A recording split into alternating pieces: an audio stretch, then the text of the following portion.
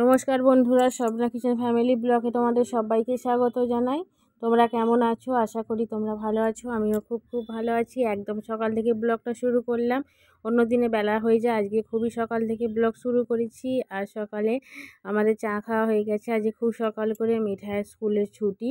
এর কারণ হচ্ছে একদিন পরীক্ষা হচ্ছে, একদিন ছুটি হচ্ছে, ওই কারণেই ছুটি আছে। তো মিঠাই লিখছিল, ও আটা লিখছিল আর ওর নিজের নাম লিখছিল, লিখে আবার মুছেও ফেললো। আর তারপরে আবার তোমাদের দাদাভাই গিয়েছিল বাজারে, মিঠাইও গিয়েছিল তোমার দাদাভাইয়ের সাথে বাজারে। তো সকাল করে ওঠার কারণে পড়াশোনাটাও সকাল করে হয়ে গেছে। তারপরে বাজার থেকে কী কী এনেছে দেখো, পুঁই শাক, মূলো, কুমড়ো, কচু, বেগুন, পটল, তার সাথে রয়েছে মাছ আর কচু, করলা, এসব কিছু রয়েছে। আর আমি এখনও চান করিনি, খুব সকালে উঠেছি বলে না, সকালে আগে বাসি কাজকর্মগুলো করে চা খাওয়া হলো, তারপরে মিঠাইকে লেখানো পড়ানো এসবগুলো করেছি।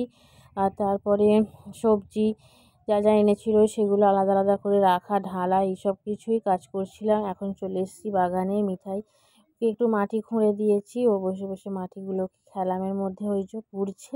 আর কলা গাছে কিছু শুকনো পাতা হয়েছিল, সেই পাতাগুলো হাওয়াতে ফরফর করে উড়ছিল না, গায়েও লাগছিল, দেখতে খারাপ লাগছিল, সেই জন্য কলা পাতাগুলোকে আমি কেটেছি। আর দেখো এতগুলো কলা পাতা হয়েছে। তো বন্ধুরা, চান টান এইমাত্র সারলাম বাগান থেকে এসে।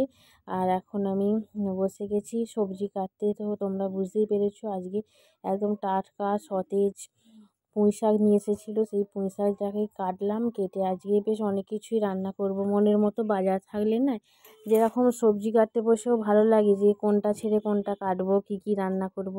আর তারপরে রান্না করতেও ভালো লাগে, যেদিনে সেই রকম বাজার থাকে না, রান্নার প্রতি কোনো এনার্জিই থাকে না।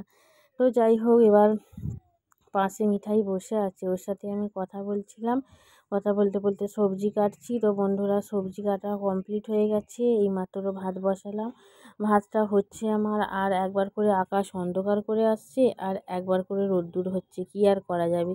তো কালকে তো প্রচুর ঝড় বৃষ্টি হয়েছিল সন্ধেবেলা, তো কারেন্টও চলে গেছিলো, সব অন্ধকারের মধ্যে দিয়ে কিছুক্ষণ থাকা হলো। যাই হোক, ঝড় বৃষ্টিটা হওয়ার কারণে একটু গাছপালাগুলো স্বস্তি পেয়েছে, আমাদেরও একটু গরমটা কম হচ্ছে। বৃষ্টিটা হওয়া দরকার ছিল, তা নাহলে সমস্ত আম তো ঝরে পড়ে যাচ্ছে গাছ থেকে। তো উনুনটা দেখো আমার কত সুন্দরভাবে জ্বলছে, উনুনটা আমি খুব সুন্দরভাবে তৈরি করেছি, দেখতে যেমনই হোক, কিন্তু আমার খুব কাজের এই উনুনটা। উনুনে ভাত হচ্ছে আমার ওদিকে, আর এখানে ছোট ছোট আলুকে ভেজে নিচ্ছি। এই কুঁচো আলুগুলো ভাজা খেতে আমাদের সবাই খুব পছন্দ করে, মানে খোলা শুদ্ধ আলু ভাজা খুব আমাদের সকলেরই পছন্দর খাবার। তো এই আলুগুলোকেই ভেজে নিচ্ছি। আর কি রান্না হয়েছে দেখো, তো আজকে রান্না হয়েছে পুঁই শাকের তরকারি হয়েছে, তার সাথে আলু ভাজা, পটল ভাজা, আর হয়েছে সর্ষে বাটা, কাঁচা লঙ্কা দিয়ে মাছের ঝাল, ডাঁটা আলু পোস্ত। আর আমাদের গাছেরই কুমড়ো ফুল হয়েছিল কয়েকটা, তুলে নিয়ে পেঁয়াজ লঙ্কা দিয়ে ভাজা করেছি। তো বন্ধুরা দেখো, রান্না আমার কমপ্লিট হয়ে গেছে খুব তাড়াতাড়ি। আর মিঠাইয়ের চান টান সব হয়ে গেছে। এখন ওকে আবারও লেখাতে বসিয়েছি, ও নিজেই ওখানেই পেন্সিল রাখা থাকে, নিজের খেয়াল খুশিতে লেখে, আবার নিজেই মুছে ফেলে। ওর যখন মন চায় লিখতে বসে, আবারও মুছে আবারও উঠে পড়ে। তো বললাম না, গাছের আম সব ঝরে ঝরে পড়ে যাচ্ছে বৃষ্টি না হওয়ার জন্য। তো অনেক আম কুড়িয়েছিলাম আমাদের বাগান থেকেই। তো আমটাকে একটু বাতাসা দিয়ে করে নিচ্ছি, গুড় নয়, অনেকগুলো বাতাসা ছিল। এই ঝাঁপ হয়েছিল না, একজন তো অনেকগুলো বাতাসা দিয়েছিল, তো সেই বাতাসা দিয়েই আজকে আমি একটু আচার বানিয়ে নিলাম। আর এই দেখো আমাদের গাছের প্রথম ফল পেয়ারা। তো পেয়ারা প্রথম হয়েছে, আর ওই গাছের কাছে একটা বড় আকন্দ ফুলের গাছ আছে।